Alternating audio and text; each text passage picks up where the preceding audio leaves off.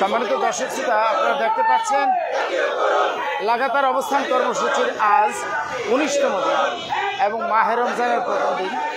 আপনারা দেখতে পাচ্ছেন যে আজ আমাদের বিক্ষোভ কর্মসূচি রোজা রেখে শিক্ষকরা জাতীয়করণ এবং বৈষম্য থেকে মুক্তি পাবার বিষয়ে তারা বার্তা দিয়ে যাচ্ছে।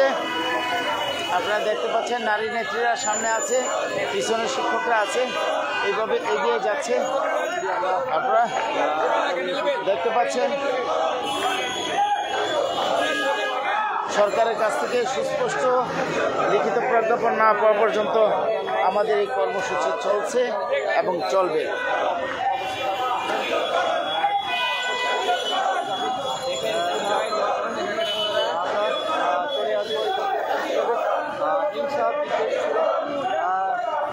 সম্মানিত স্যার ম্যাডাম, আজকে পর্যাপ্ত পরিমাণে শিক্ষক উপস্থিতি থাকলে শিক্ষকদেরকে পুলিশের কাছে হেনস্থার শিকারও হতে হতো না, আর এতদিন রোদ এই ধুলাবালির মধ্যে শিক্ষকদেরকে থাকতে হতো না। সম্মানিত স্যার ম্যাডাম, এই শিক্ষকরা আজকে এই এতদিন পর্যন্ত রাজপথে পড়ে থাকার পিছনে কারণ হলো আমাদের অসহযোগিতা। শিক্ষকরা অসহযোগিতা করছে, বিভিন্ন সমিতির নেতৃবৃন্দ অসহযোগিতা করছে। সুবিধা সংযোজন হলে কিন্তু সবাই ভোগ করবে, কিন্তু তারা সহযোগিতা এগিয়ে আসছে না। সম্মানিত স্যার ম্যাডাম, আপনারা লাইভটা ব্যাপক শেয়ার করবেন, সবাইকে জানান দিবেন। ন্যায্য দাবির পক্ষে যদি লোক একজনও হয়, তার দাবিটাই মেনে নিতে হয়। আপনারা দেখছেন এবং সম্মানিত দর্শক শ্রোতা, আপনারা দেখতে পাচ্ছেন এখানে মিডিয়া কভারেজ হচ্ছে।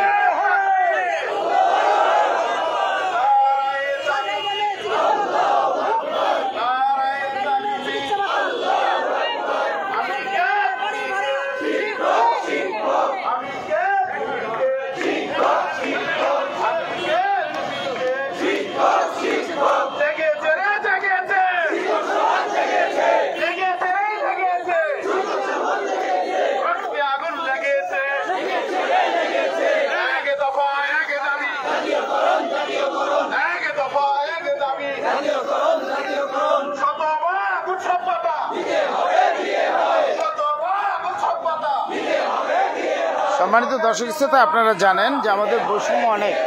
মাননীয় শিক্ষা উপদেষ্টা আমাদের সবগুলো বৈষম্য দূরীকরণ করবেন বলে বলেছেন, কিন্তু আমাদের চাওয়া হলো চলমান বাজেট থেকে আমাদেরকে শতভাগ উচ্চ ভাতা দিতে হবে।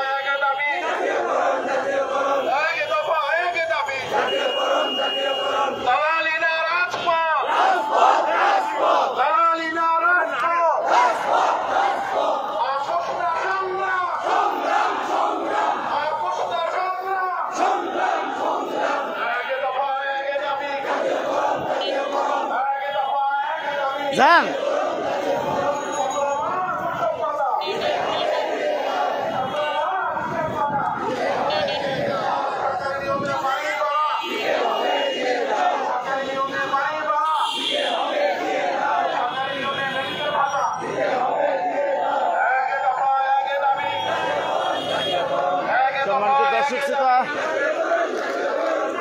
মিছিল এগিয়ে যাচ্ছে প্রেস ক্লাবের দিকে।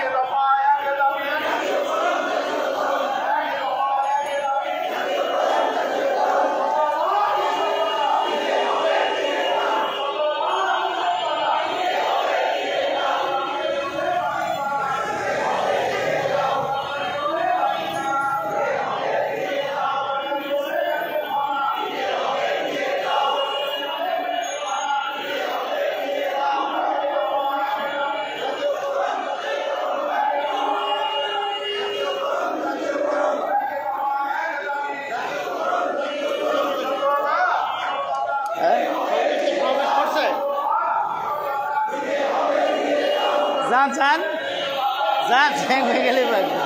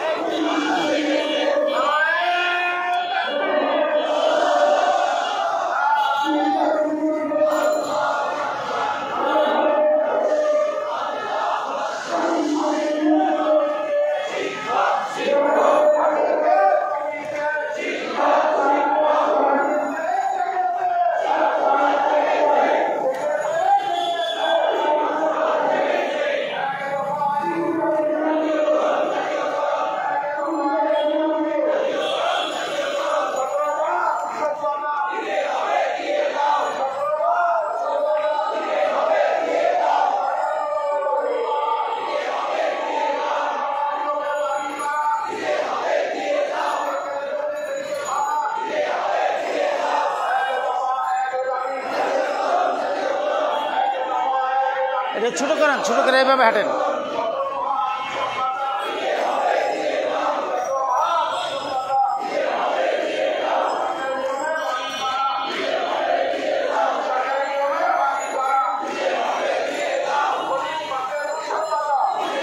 সম্মানিত দর্শক শ্রোতা, আমরা প্রেস ক্লাবের সামনে আবার চলে আসছি। আজ আমাদের প্রতীকী অনশনের পাশাপাশি বিক্ষোভ কর্মসূচি ছিল। এই বিক্ষোভ কর্মসূচি পালন করেছি, আপনারা দেখতে থাকুন।